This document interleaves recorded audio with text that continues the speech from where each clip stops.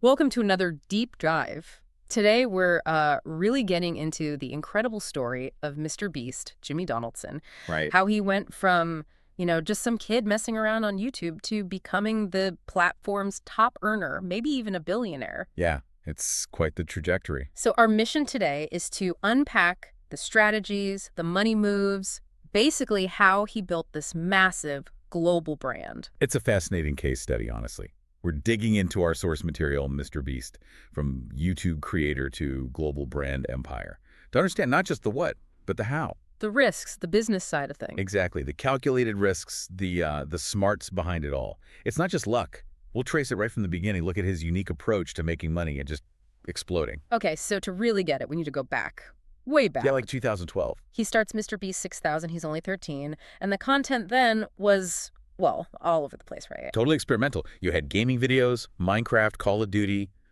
standard stuff for the time. But also, like, estimating other YouTubers, wow, funny compilations, tips. Yeah, just trying everything, feeling out the platform. And the money side back then, pretty minimal, I assume. Oh yeah, negligible almost. Standard YouTube ads, CPM cost per 1,000 views. Pocket change, basically. So the focus wasn't really making bank. Not at all. It was about learning. Cracking the code of the algorithm, finding what worked, what people watched. He did say, though, that by 2016, he made enough to quit college and move out. He did. But let's be clear, we're not talking big money even then. Yeah. Enough to be independent, maybe, but definitely not rich. Okay, so years of this experimenting, and then 2017 happens.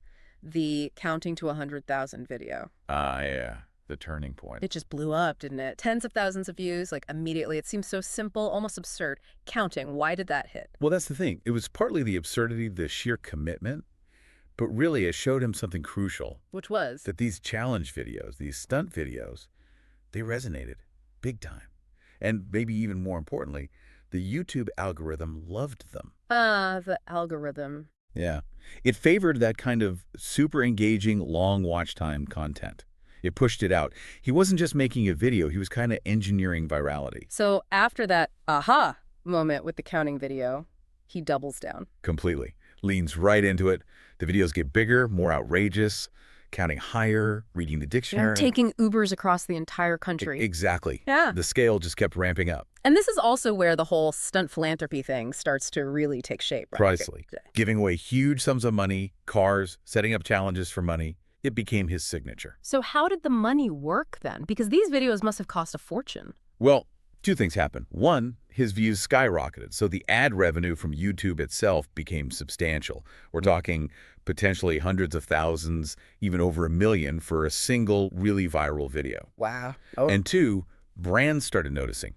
Big time.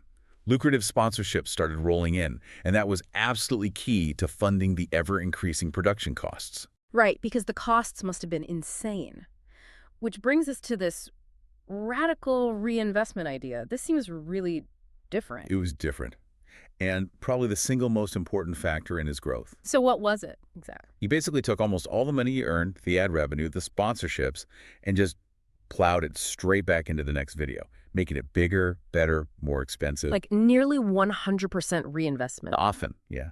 He understood that the main limitation on how big and viral his videos could be was often just the budget. So he removed that limitation. He wasn't just a creator anymore. He was like a content venture capitalist investing in his own ideas. And that creates this cycle, right? Exactly. The virtuous cycle. Yeah. Bigger, more expensive videos get way more views. Which means more ad revenue and better sponsor deals. Which then funds even bigger, more insane videos. It just feeds itself. It's an engine. And it built this huge competitive advantage. Nobody else was really doing that, not at that scale. Okay, fast forward a bit to, say, 2021 onwards. The scale is just hard to comprehend. It really is. You get things like the Squid Game in real life video. Which costs what, like over $4 million to make? Reportedly, yeah. Over $4.5 million with a $456,000 prize. Just massive giveaways, challenges that felt more like TV productions than YouTube videos. And the recognition followed.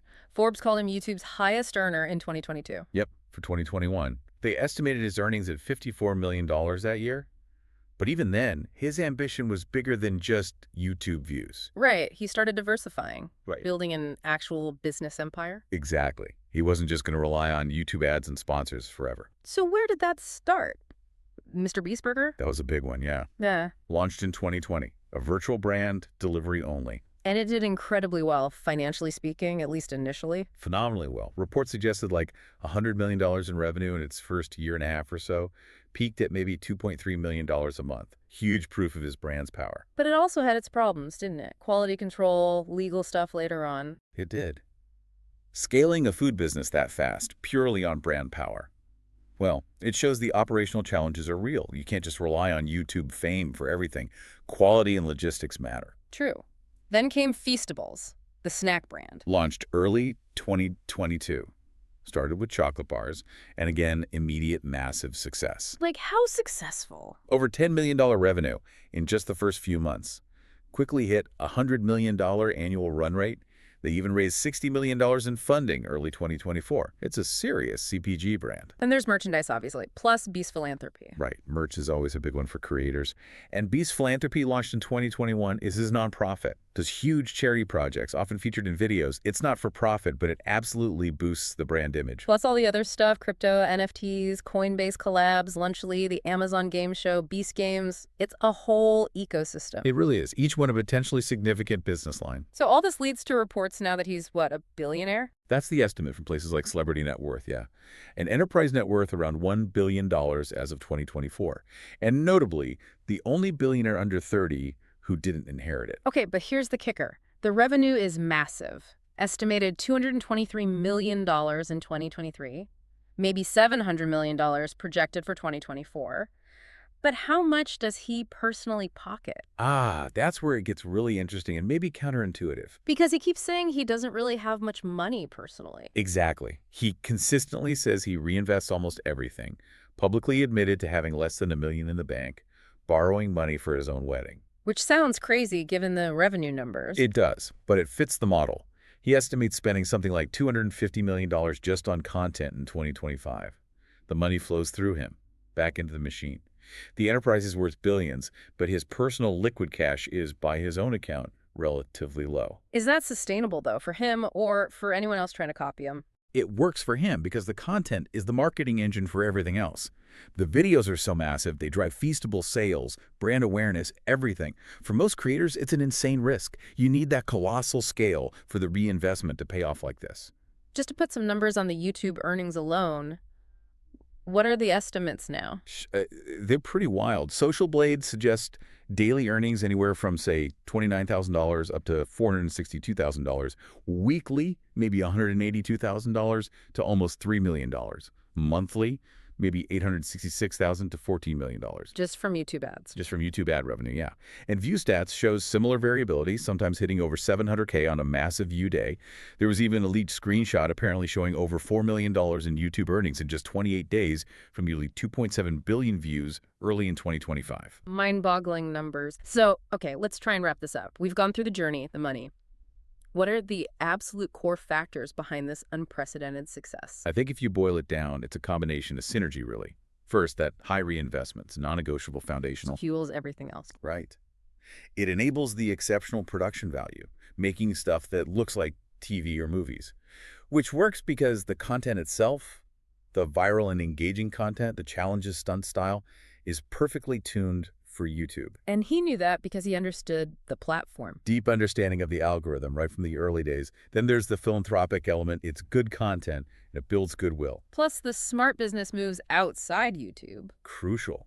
Diversification of income Feastables, the burger venture, merch creates stability and more growth. And you can't do any of that without a solid team and business acumen. Right, it's not just him alone in a room anymore. Definitely not. And finally, just the relentless pace.